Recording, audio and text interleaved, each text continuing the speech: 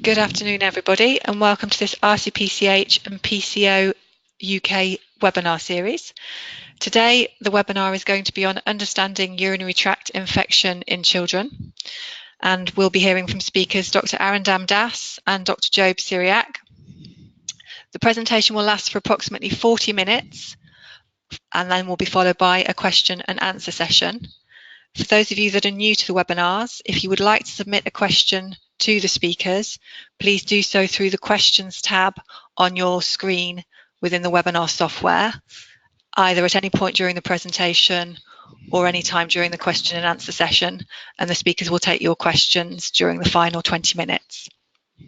The webinar is being recorded, so if you have colleagues who are not able to dial in right now, you'll be able to access the webinar through the college's Learning Management System Compass in approximately a week's time. And also, if you have watched the webinar today and want a refresher, you're also very welcome to watch the recording after today once it's live on the Compass site. So without further ado, I'm going to hand over now to our first speaker to take us through the webinar. Thanks, Sarah. So as you heard, first of all, I'm Dr. Das Ari, and today we are going to speak on UTI in children. The objectives for today's talk, as you can see on the screen, is to understand the natural history of UTI. Why is it so relevant? How can we do some kind of risk stratification of UTI? What are the various challenges, considering it's such a common condition? And what are the relevant information and advice we can give you today? So the target audience we are trying to cater to are, as you can see, at every walks of medicine, right from our junior colleagues all the way up to my senior colleagues from all aspects of medicine. This is us. I am Dr. Arindam Das, one of the consultant pediatricians from Chelmsford, and I'm doing this talk with Dr. Job Syriac, who is my senior colleague in my hospital. The outlay of the talk today is that we are going to talk about what do we mean by UTI, what is the prevalence, what are the relevant investigations, and how do we manage, and in between we'll also talk about what do you mean by atypical and recurrent UTI. So first of all, let's understand what is urinary tract infection. Well, it is an inflammatory disease of the urinary tract which is caused by various sorts of microorganisms. When it affects the lower UTI, what we call cystitis, it is mainly affecting the bladder and urethra. The upper UTI, which is also called pyelonephritis, it affects the renal pelvis and kidneys. Why is it so significant? Well, according to one study, it is the most common serious bacterial infection in infants and children. It is encountered at all levels, be it primary, secondary, and tertiary healthcare. It can be a marker for underlying renal abnormality, and sometimes it may be associated with scarring, which has long-term adverse effects. Now, trying to give some idea about the prevalence, around 1 in 10 girls and around 1 in 30 boys will have had a UTI by the age of 16 years. Below a year of age, there is a more than 8-fold higher incidence in uncircumcised boys compared to girls or circumcised boys. Above that age, it is more prevalent in girls. It is more common among white Caucasian infants and children. There is a study where it says that white girls with fever over 39 degrees without another potential source of infection have a 30% prevalence of UTI. Around 2.7% of girls and 1% of boys will have had an upper UTI, which is the more severe form, or acute pyelonephritis, by the time they have turned 7 years. Now, this is mainly for my GP colleagues.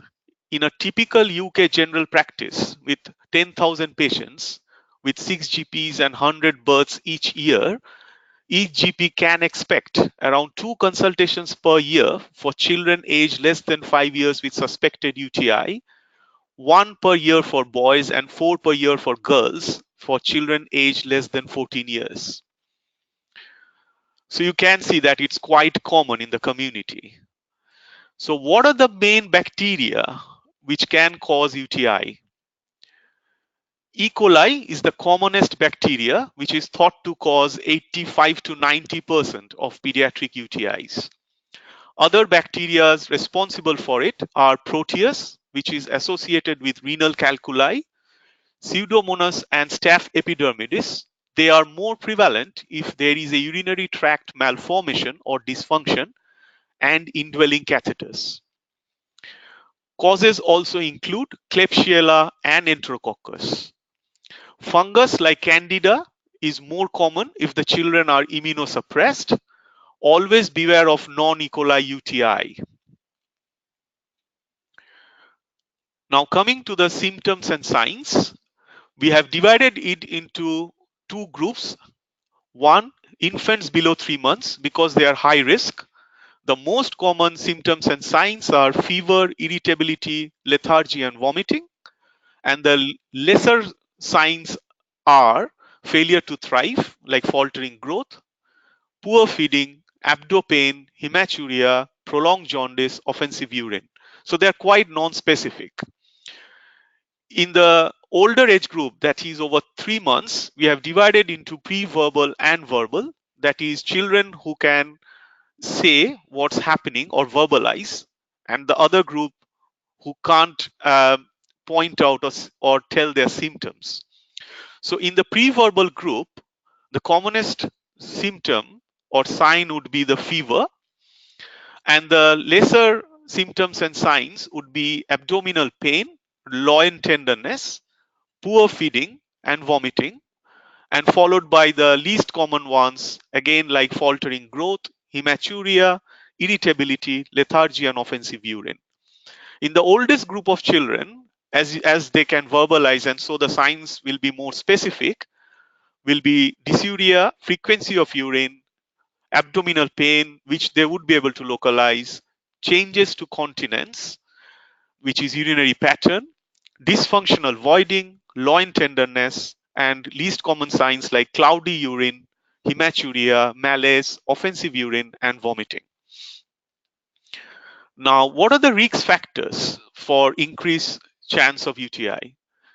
Well, according to age, less than a year, according to gender, females except the first 3 months or up to a year have more chance of having UTI. White Caucasian population have more risk of having UTI. If a child had a previous UTI, then it increases the chance of further episodes. Nearly 78% of girls and 71% of boys within the first year of life, and nearly 45% of girls and 39% of boys after the age of 1 year. Things like voiding dysfunction, which may be caused by structural abnormalities, neurogenic bladder, behavioral abnormality, chronic constipation, or indwelling foreign bodies, can also cause UTI or increase the chance. Very important is vesicuratory reflux, which is the abnormal flow of urine back into the bladder and upper urinary tract, increases the chance of UTI. It can be unilateral or bilateral. Approximately a quarter of children less than 6 years presenting with first time UTI will have VUR, and amongst those, another quarter will have significant VUR, which is grade 4 or 5, placing them at risk for further renal scarring. The prevalence of VUR as such in the general population is 1 to 3%. In sexually active adolescent girls, there is an increased relative risk. Breastfeeding has been shown to have a protective effect, and immunosuppression, of course, increases the chance of UTI again. Now, how to get the best urine sample? This is always a point of debate, and always people are not very clear about it. As you can see on the screen, there are 6 different methods which are commonly used.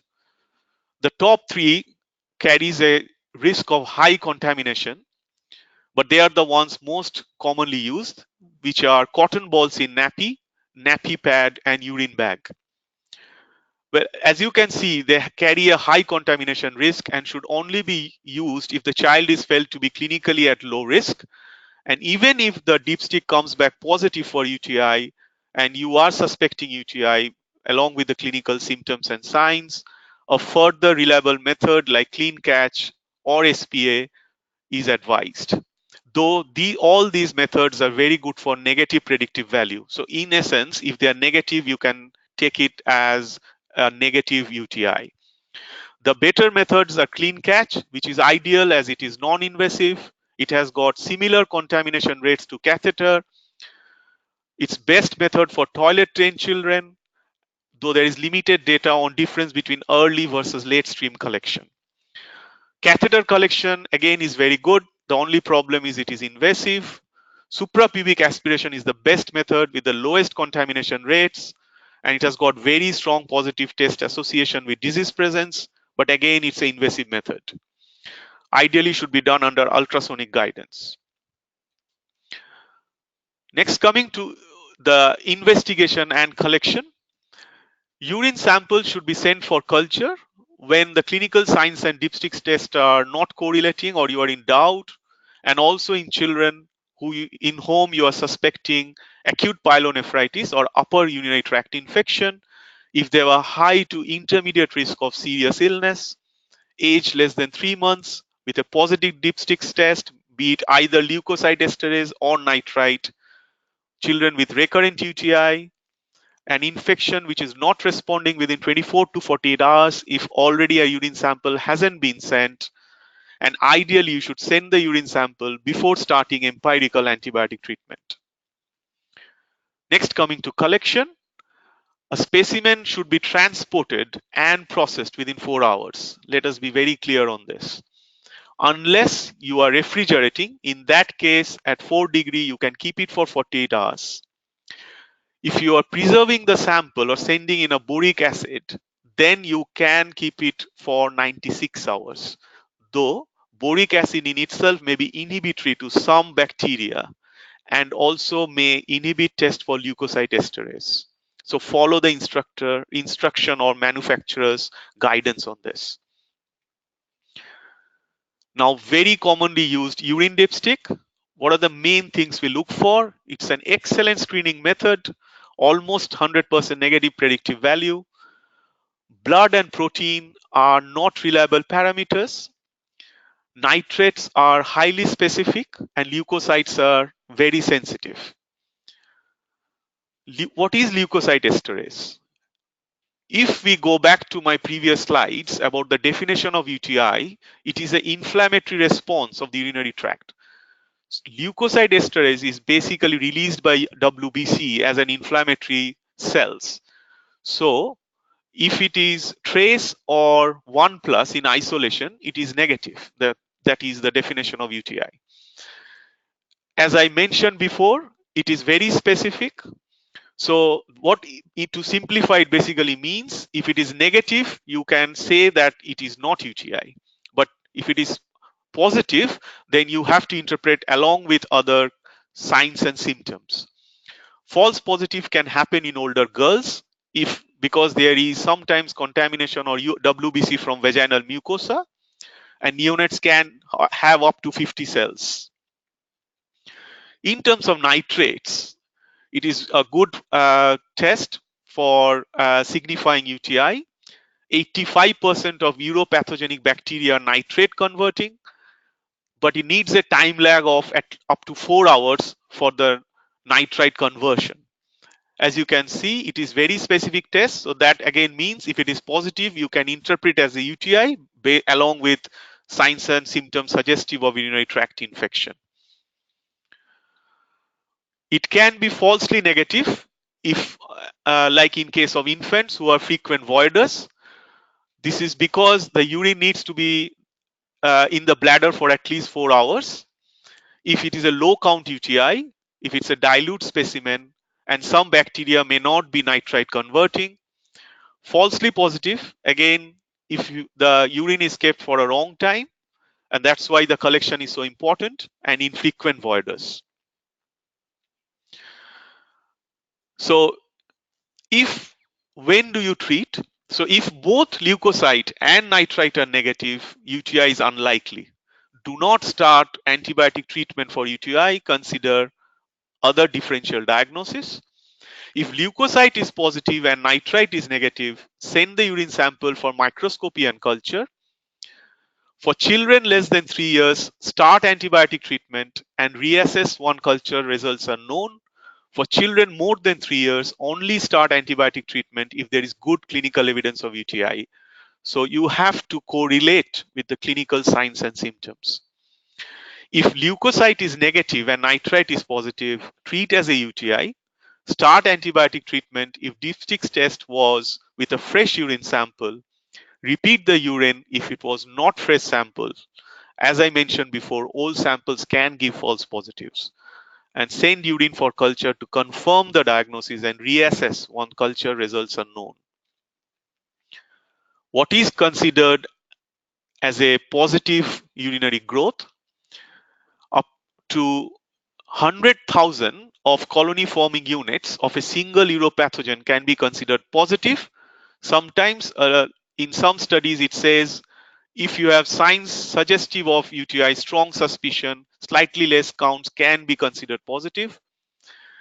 Catheter sample, the threshold is lower. Growth of more than 50,000 colony forming unit of a single uropathogen is considered positive. For suprapubic sample, growth of any uropathogenic bacteria is positive. Now, I would signpost you to the PCO UK website key practice points where these are all explained and you can reference it for your day-to-day practice and the NICE guidelines. Now, just to give a outlay or help with your day-to-day practice for preference and for your reference for your practice, we have done a risk stratification. Symptoms or signs that indicate a high risk of serious illness in under 5s include temperature of more than 38 in an infant, especially 3 months of age. If the child is pale, mottled, not responding to social cues. Most important, appearing ill to a healthcare professional, not waking up, not rousable, weak or high pitched or continuous cry, is grunting, is tachypnic, reduced skin turgor, and bulging fontanelle.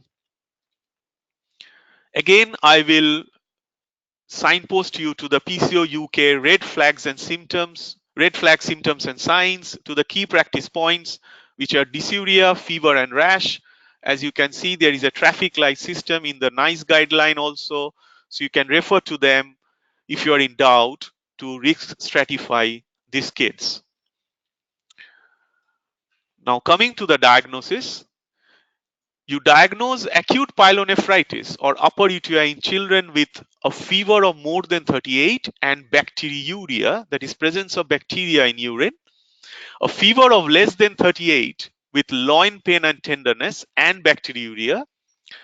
All other infants and children who have low grade fever, systemically well, and bacteriuria should be considered to have cystitis or lower UTI. Treatment. Do not delay treatment in a child with a high risk of serious illness if a urine sample cannot be obtained. When interpreting microscopy results, bacteriuria, regardless of whether there is also pyuria, confirms the diagnosis of UTI. Again, you have to also take into account the clinical symptoms and signs. Pyuria in the absence of bacteria may indicate UTI but is not confirmatory. Absence of both bacteriuria and pyuria rules out UTI. If UTI is suspected in children less than 3 months, always treat with parenteral antibiotics, which is IV, and send a urine sample for urgent microscopy and culture. If UTI is suspected in children more than 3 months, perform a dipstick analysis. As I mentioned before, if both leukocyte and nitrite are positive, treat as a UTI, start antibiotic treatment. send the culture, reassess once the culture results is back, and also assess the response of the antibiotics on the child. Again, you can find it on the key practice points in PCO UK and the NICE guidelines. Duration of antibiotics. If it is a cystitis or lower UTI in a systemically well child, treat with 3 days of oral antibiotics. If the child is still unwell after 24 to 48 hours, carers should be advised to return for review. In a systemically unwell child, the child should be treated with 10 to 12 days of oral. The initial few days can be IV antibiotic. Always reassess with the urine culture results and always keep your mind open to differentials. Next, we talk about atypical UTI, very important. UTI is considered atypical if there is serious illness, poor urine flow, which suggests some kind of structural or anatomical abnormality, abdominal or bladder mass, raised creatinine, sepsis. All these can be pointers to some obstructive uropathy, failure to respond to treatment with suitable antibiotics within 48 hours, infection with non-E. coli organisms. Recurrent UTI. The definition of recurrent UTI, if you have 2 or more episodes of UTI with acute pyelonephritis or upper UTI, or 1 episode of upper and 1 of lower, or 3 or more episodes of UTI, lower UTI with, that means with cystitis. Complications. The most important is renal scarring or damage. Around 5% of children presenting with first-time UTI will have renal parenchymal defects on imaging, almost always preceded by an upper UTI, although not all upper UTIs are followed by renal scarring. More common in children with VUR and is most common with the more severe grades. VUR is both a cause of acute pyelonephritis and a compounder of its effects. The next complication is hypertension, though the risk is small and is more significant if the child has severe or bilateral renal scarring. Next complication is renal insufficiency and failure.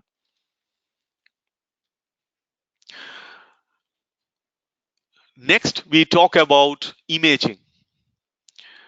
We have divided them into 3 different age groups according to NICE guidelines. The youngest age group, which is the most crucial one, is less than 6 months of age. Again, it's been divided into 3 groups or classifications. One group which responds well to treatment within 48 hours. They will need ultrasound within 6 weeks, but not during the acute infection. This is because we are more concerned about long-term scarring effects. They don't need a further investigation like DMSA scan or MCUG. In case of atypical UTI, if you remember my definition of atypical, these are the more severe ones. So you need to be more careful. You need an ultrasound during the acute infection because you're trying to rule out any life-threatening causes or any correctable causes like obstructive uropathy. So you need all the 3 scans, that is ultrasound, DMSA, and MCUG. You should consider MCUG especially if you are suspecting any obstructive uropathy like posterior urethral valve. And in case of recurrent UTI, again, you need all the 3 scans in this age group. But if an infant or child with a non-E. coli UTI is responding well to antibiotics and there are no other features of severe illness, the ultrasound can be requested on a non-urgent basis to take place within 6 weeks. And always remember, if you are going to do a MCUG, prophylactic antibiotics should be given orally for 3 days, covering the procedure. The next group is the 6 months to 3 years of age. In the first group, you can be a bit more relaxed. You actually, if the child is responding well to treatment within 48 years, you don't need to do any further investigation. If it is an atypical UTI, again, you need all the 3 scans and you should consider MCUG more so in groups where you can find a dilatation on ultrasound, poor urine flow, non-E. coli infection, and family history of VUR. So it's very important that you pick up VUR early because these are all correctable causes and you can change the long-term prognosis. In case of recurrent UTI, you do the ultrasound within 6 weeks, not as an urgent, and a DMSA after 4 to 6 months, and depending on the results, you decide on MCUG. In the oldest age group, that is more than 3 years, the guidelines are more relaxed. Again, in the first group, you don't need any investigations. In the atypical group, you do a screening ultrasound, and based on the results, you decide on further investigations. In case of recurrent UTI, you need to do a DMSA, again to look at the function and the structure of the kidney. Prognosis. Good news, overall, the prognosis after childhood UTI is good. In people with other comorbidities, the progression of renal dysfunction is likely, which is obvious. Data of recurrence, as I said before, 41% of children aged less than 1 year had a history of recurrent UTI, and 78% of girls and 71% of boys presenting before age 1 year had further infections.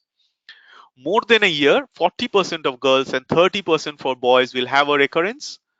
Girls are more likely than boys to have recurrent UTI. Infants and children with VUR or bilateral VUR, that is the more severe ones, are more likely to have recurrent UTIs. Rarely long-term complications may occur. Now I will hand over to my colleague, Dr. Job Syriac, who will give a personal approach on this topic. Thank you, Ari. I will give you a personal approach, more of an experiential learning or experiential problems which I've gained, and what we usually find on a day-to-day practice basis. I would like to put this concept for your attention: asymptomatic bacteriuria. There's lots of children, particularly preschool girls, and sometimes in infants as well. You find this bacteria, significant growth of bacteria in the urine, but the patient does not have any symptoms. This has to be differentiated from a symptomatic urinary tract infection. It is quite common in girls compared to the boys. Yeah. And when you examine their urine, when you test their urine, what do you find? What you find is you find a trace of leukocytes, maybe 1+ in girls. The nitrates can be positive because there's bacteria there. Okay. But there will be minimal leukocytes, minimal red cells. That's because there is no inflammation. Okay. So I think Harry said before about urinary infection, how we define it. Actually, there has to be inflammation, and there has to be a bacteria which causes the inflammation. But if the bacteria is only present there and it is not causing a problem, then we should consider this as an asymptomatic bacteria. And I would just say it's a coexistence of non-virulent bacteria in the bladder without causing any urinary tract inflammation. So this concept we really have to understand because it will help you in your day-to-day practice. Now, another concept I want to put forward is urinary stasis. And this can be a problem related to a structural defect, or maybe related to the constipation, or it could be habitual, because children do have a habit of leaving or passing urine to the last minute and holding on to till the last minute. And other thing is, if you got a neurogenic bladder or you got an obstructive pathology and sometimes even phimosis, actually, the urine is left in the bladder for a long time. And what happens with the stasis is invariably there may be few bacteria in the bladder, and it allows the bacteria to grow, actually. So this is yet another risk factor one has to know on a day-to-day clinical practice. So as I mentioned, these are two risk factors. One is the presence of bacteria in the urine, which is, we can say, is an asymptomatic bacteriuria. The second one is the urinary stagnation. Now, imagine how a urinary tract infection really becomes a symptomatic urinary tract infection, how the asymptomatic become a symptomatic one. Okay, if I really say somebody has got a asymptomatic bacteriuria here, and if they have got dysfunctional voiding, or if they have constipation, or if they're not drinking very well, what happens is actually the colony count starts growing, increasing. As it increases, then the urine becomes a bit smelly. And then after some time, when the colony counts goes up higher and higher, it becomes a proper urinary tract infection. So the urinary tract infection is the tip of an iceberg, where a number of factors are there below there, which can be modified. For example, if the urine becomes smelly, but not having any other symptoms, if you change a lot of these risk factors like drinking well, passing urine regularly, going to the toilet regularly, suddenly the flow gets better and the bacteria count really comes down, and it may go back to the asymptomatic bacteria. You don't necessarily have to give antibiotics here, actually. That's a very key point you have to find in a day-to-day practice, because these are things these are common problems we see these days, rather than major sort of pyelonephritis, which of course will happen, but they are much more common in infants and things, whereas these are common in the toddlers and the young children. So one of the main thing we see in day-to-day practice in pediatrics as well as in general practice is the recurrent urinary tract infections, okay? Because mostly they are cystitis and occasionally pyelonephritis, which happens on a regular basis. So if you have problems like that, the following factors really has to be thought about, okay? We have to ask the parents about the urine flow, actually. Sometimes the parents may not know this because they're wearing the nappy a lot, actually, but this has to be specifically looked for. A previous history of urinary infection. Then other thing is, if the child has got fever and you don't know where the infection is coming from, the possibility of urinary tract infection has to be thought about. Family history is very important. Again, look at these other risk factors, constipation, dysfunctional voiding, and the examination signs of enlarged bladder and things like that. How do I treat recurrent urinary tract infection? Apart from giving antibiotics, okay, we can do lots of things before we give antibiotics. So, of course, if the child is symptomatic, we have to give a short course of antibiotics. But other things we could do to prevent these urinary infections are look at the bowel habits, actually. If they are having infrequent bowel movements, really try to improve their bowel habits by dietary advice and toilet training, etc. Increase the fluid intake and ask them to pass urine regularly. Good perineal hygiene is really important. Of course, actually, if you got vesicular reflux, I'm sure the surgeons always consider circumcision. Avoid bubble baths. And also avoid broad spectrum antibiotics and try and give narrow spectrum, which really targets the uropathogenic uropathogenic E. coli or other bacteria. If Rarely we give antibiotic prophylaxis in children who has got a recurrent urine infection, but again, this can sometimes cause more resistant infections rather than any benefit out of this. Well, there is some evidence from the Cochrane systematic review about taking cranberry, which reduces the urinary tract infections. But I do not know how much cranberry you have to take on a daily basis to reduce urinary infections. Something to think about. Of course, the probiotics has been in the news for lots of conditions, and this includes the urinary tract infections, because it does make sense that if you have got good bacteria in the tummy, it's unlikely to have any kind of uropathogenic bacteria in the vagina or in the bladder, because most of the urinary infections are caused by bowel organisms.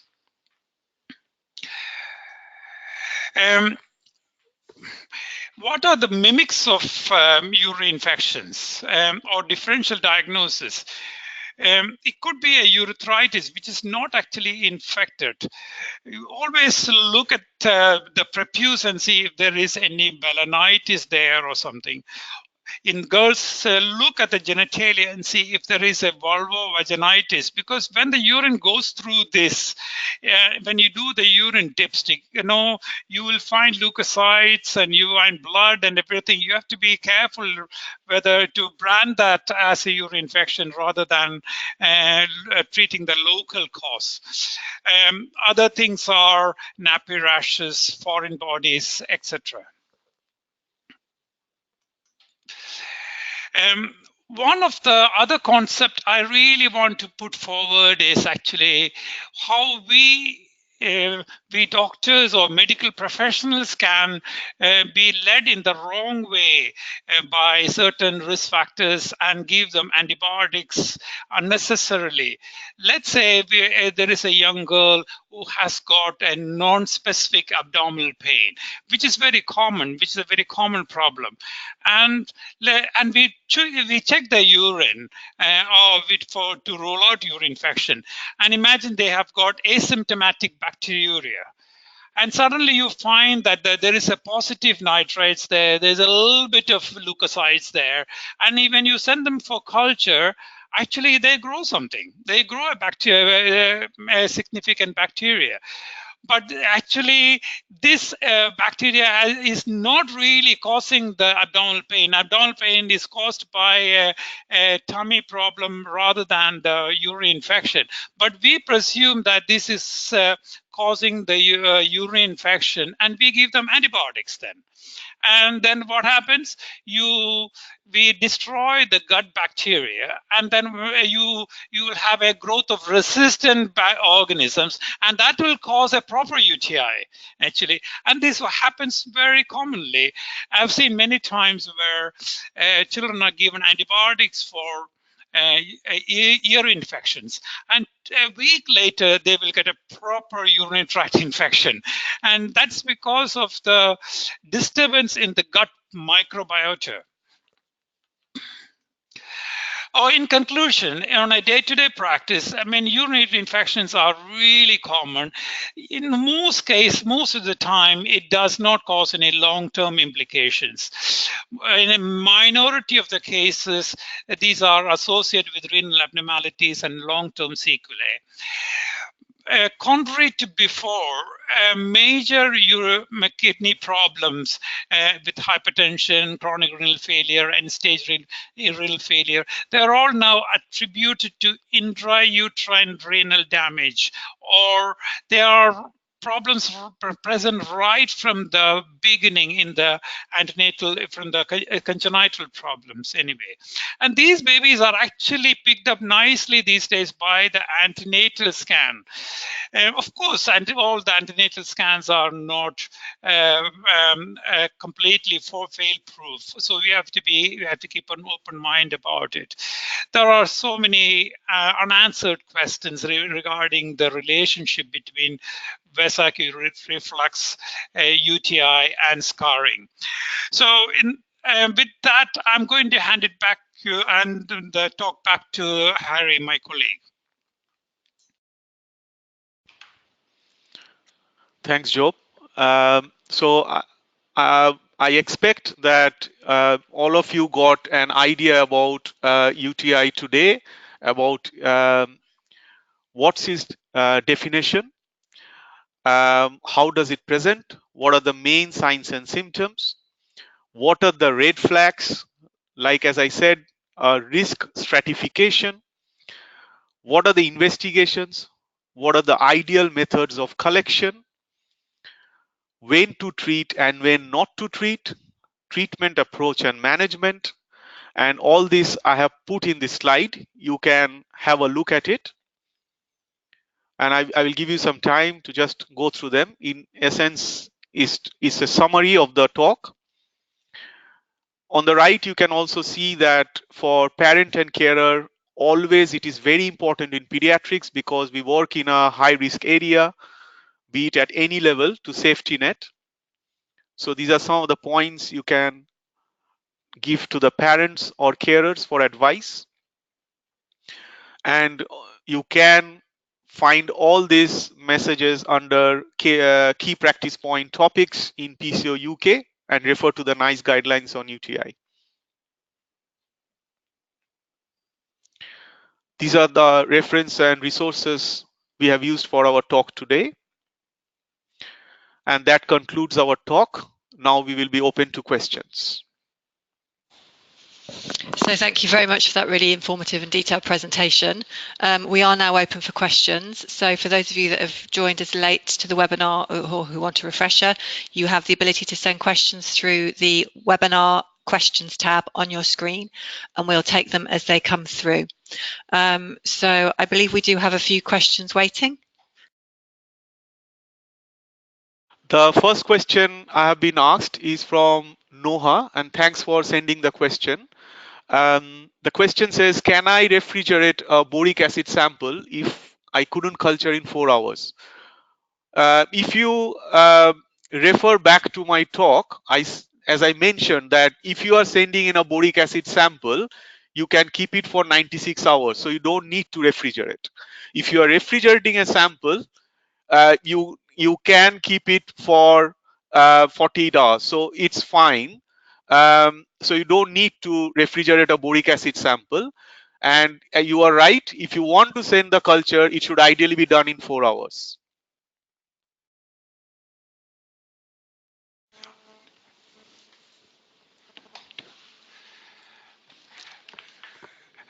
The next question we have is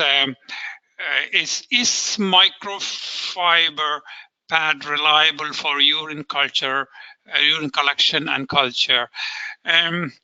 Now, pad samples are good for negative good for the negative predictive values, which means that if the urine is negative, that's good. They can say there's no urine infection there. But would I send that to the lab for a culture and to make a positive diagnosis of urine infection? I would not. Is the answer. I would if the pad sample comes back positive, I would really ask for a urine, a clean catch urine, and send that to the lab. Of course, this is a bit difficult actually. Sometimes I ask parents to go to the GP with a clean catch, which they can really cats at their leisure at home, or they sometimes had to sit and wait in the GP surgery to just collect the clean cat samples.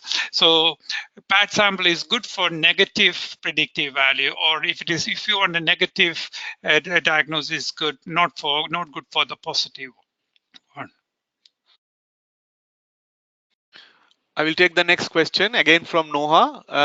So the question says, if I send sample and it came back with less than 100,000 colony forming count with a fair CP, I exactly don't know what you mean by CP.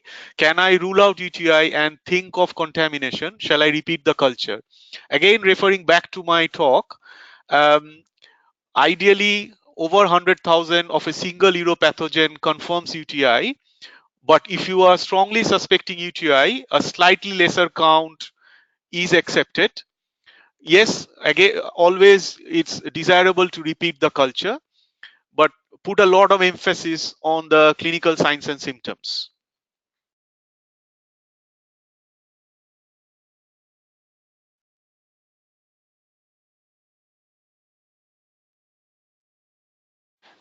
So the next question is, in the primary care, if the patient is suspected to have urinary tract infection, when do we have to refer to secondary care?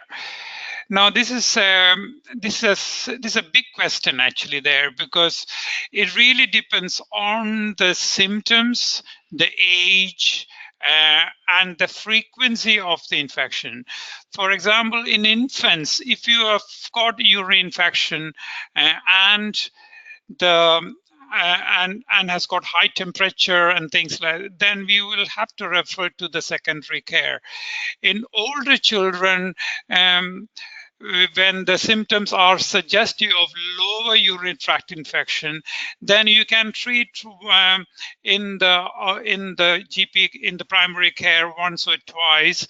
We could always ask for a routine ultrasound scan. So in infants, actually, we are much more worried, and now we would refer to the secondary care for urgent treatment, particularly if they got temperature and things. Next thing is, if you have got children with recurrent urinary infections, the parents may want to have a second opinion on this. So it is quite reasonable to send these children to the secondary care as well. So that's probably the short answer I can give you for a very big question, actually. The next question is from Sherry and Davis. Thank you for sending the question. You have asked, you mentioned using narrow spectrum antibiotics to target the usual uropathogens. What is your recommended choices for empiric antibiotics in outpatients while you wait for a sensitivity profile? What about those with penicillin allergies? Well, as I would like to answer this, that if you refer back to our talk, I have actually, the guideline is suggests that ideally you should follow the local antibiotic policy based on the local sensitivity pattern. So every CCG or trust should have a guideline for their local area for treating the UTIs. Yes, some of the antibiotics which are commonly used and NICE also recommends are like trimethoprim, comoxiclav, cephalosporins, depending on what you are treating, lower or upper UTI. And as I mentioned, that recommended choice should ideally be from based on your local guideline. In children who have penicillin allergies, you have to go to other and group like macrolides. Nitrofurantoin is also a good choice.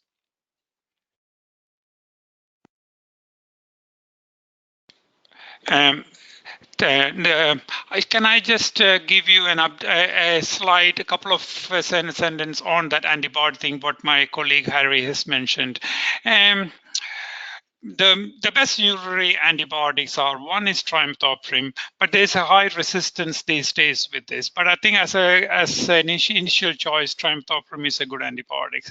Second one is nitrofurantoin, which is actually a really good urinary antibiotic.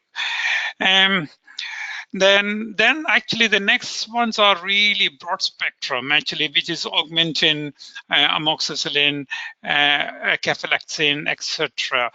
If you have to use broad spectrum, I would always try to give lower duration, particularly if the symptoms are mild. The problem always happens when you give broad spectrum antibiotics for prolonged periods, basically. So we have sometimes we have to use broad spectrum because there is no other choice around. Actually, however, try and reduce the duration of antibiotics, particularly if the symptoms are not too bad. Okay, and the question I would like to answer next one is what's the best method of collecting urine samples in for less than 3 months? That's a difficult one, actually. It is. I mean, again, I would really say that if you want to have if you are not suspecting UTI, you just want to screen them just because you want to tick a box or something, you can use any of the methods like the back or or a pad, pad. These are the two things.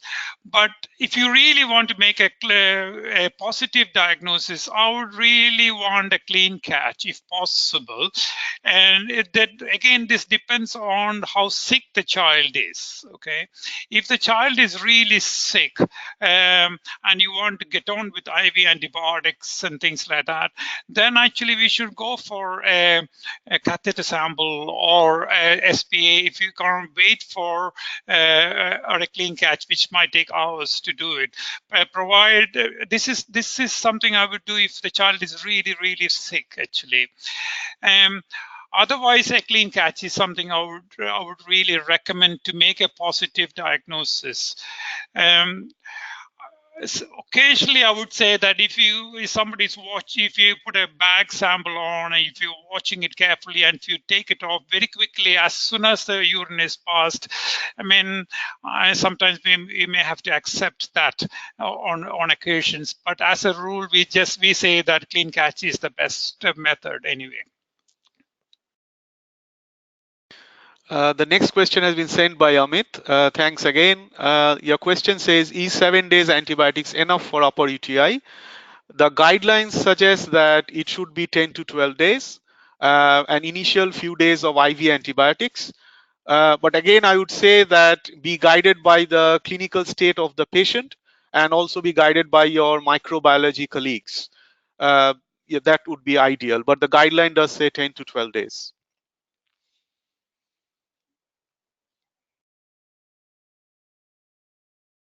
So the next question is, would you send urine culture after the treatment even if the clinical symptoms resolve? If yes, what would you do if the urine comes back still positive?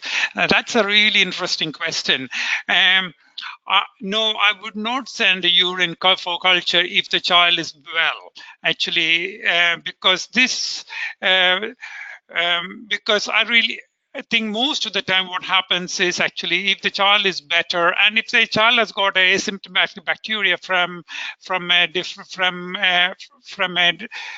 the child has got asymptomatic bacteria, then you start treating that as well. So generally speaking, I will not usually send a urine culture after the antibiotics the child is absolutely well. Of course, the child is symptomatic and is not responding to this. Of course, I would send a reculture. The next question is from Navina. Thank you. The question says, if patient has a recurrent UTI, what do we give instead of broad spectrum antibiotic? Would it be based on their previous microscopy and culture if records are present? Very relevant question. So there are two parts. Number one, you have to find out why exactly this child is having recurrent UTI.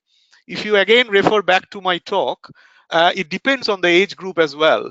Below 6 months, you have to be very careful because this is the age group where you can pick up a lot of congenital abnormalities. So you have to decide whether we need to do further scans like DMSA, which is the nuclear medicine scans, or MCUG. So things like posterior urethral valve, vesico-ureteric reflux, duplex kidney, all these can be, or PUJ obstruction, hydronephrosis, which could have been undetected in the antenatal scan, can be picked up. And some of these are surgically correctable. So we really need to look at the reason for the recurrent UTI. In slightly older age group, you might have to rule out things like stones and other causes.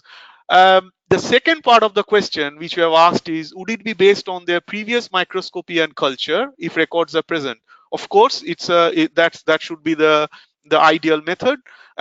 Always refer back to their previous sensitivity pattern, and depending on that, you decide on the choice of antibiotic. And as my colleague Job said, and I have been emphasizing in my talk, that be cautious against overuse of antibiotics, because these kids can end up getting resistance towards the antibiotics, commonly used antibiotics, which is becoming very prevalent nowadays, and it gets harder each time you treat them. So that will be my answer. Thank you, Harry. Can I just give a modification on that answer? When you have got children with your recurrent urinary infections, you may be meaning about recurrent cystitis in a toddler age group, or a child, or a older child, in comparison to recurrent pyelonephritis.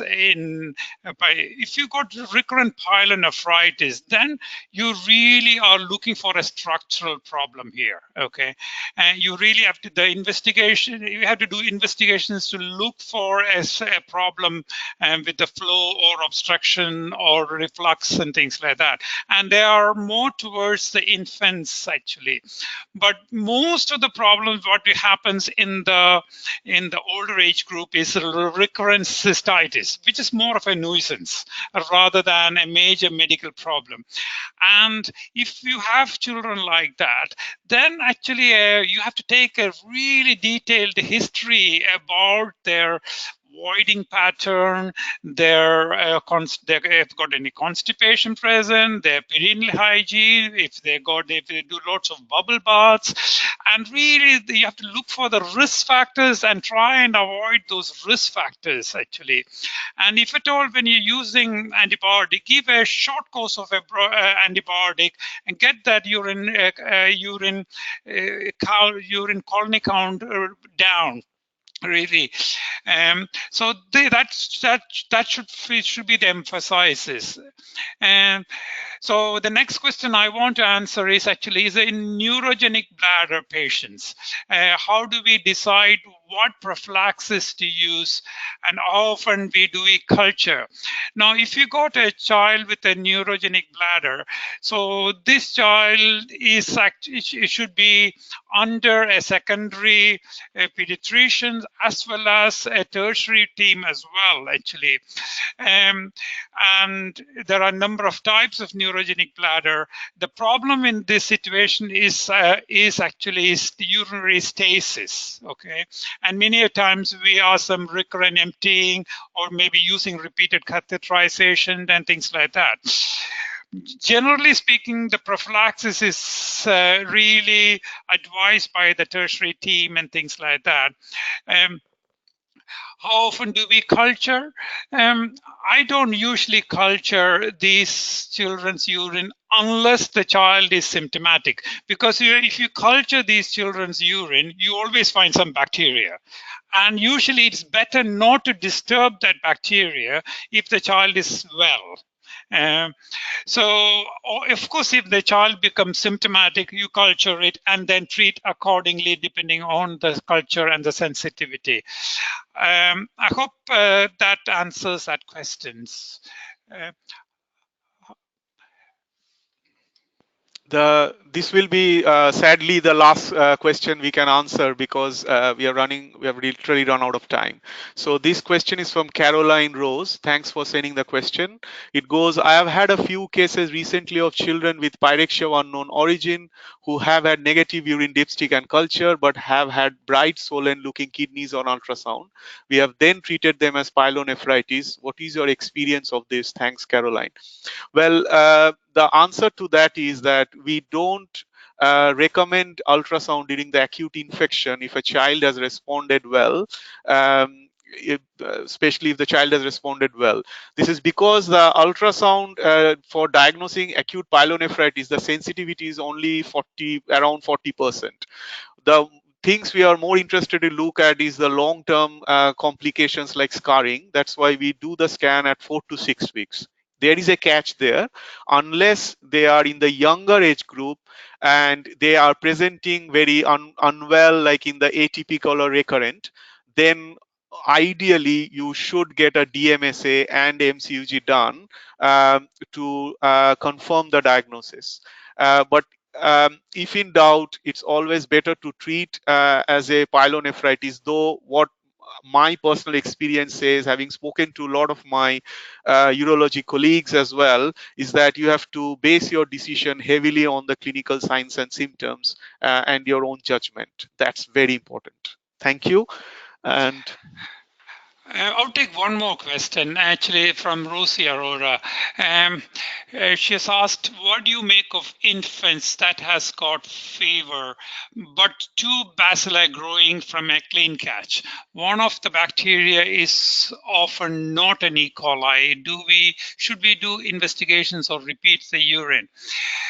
Generally speaking, if you got more than one bacteria, we generally think this is contamination. But this also really depends on how the child is. Actually, if there is any other signs of other source of infection, is this really a urine infection or not? We have to think twice, actually. You could repeat it with a better method of collection, actually. So you could really do an SPA, or you could do a catheter, or you could do a really good clean catch urine and really see what the second sample is showing. And if it comes back, if you're worried about it, just always do a ultrasound scan. Okay, if the basic ultrasound scan is normal, I would not rush into investigating it further. And the ultrasound scan is fairly non-invasive, actually. Of course, if the child continues to be symptomatic, we have to look into this much more closely. I hope that will answer the question. Would you repeat the urine? Only if the child continues to be symptomatic. If the child is completely normal, I will not repeat any urine. And that is a common sort of statement I will make. I hope I have answered all the questions, and I really think we are running short of time now. Actually, we will have to. We are very sorry that we cannot do any further questions. Thank you very much. Okay. So we have run out of time for questions. If you would like to stay in touch, you do have the information on your screen for the RCPCH PCO UK team. This webinar has been recorded, so if you do want to revisit at any point, you are very welcome to do so through the college's learning management system called Compass. The webinar recording will be available in about a week's time, and further webinars obviously will be available from September onwards as part of our normal webinar series. If you would like to give feedback on this particular webinar today, you can also see the link on your screen as well. We would really value feedback for the presenters. And then one final, just before closing, just going to hand back finally to the speakers for the day. Thank you, guys. Me and Job really enjoyed it today, and we would like to thank you all from our team here at Royal College.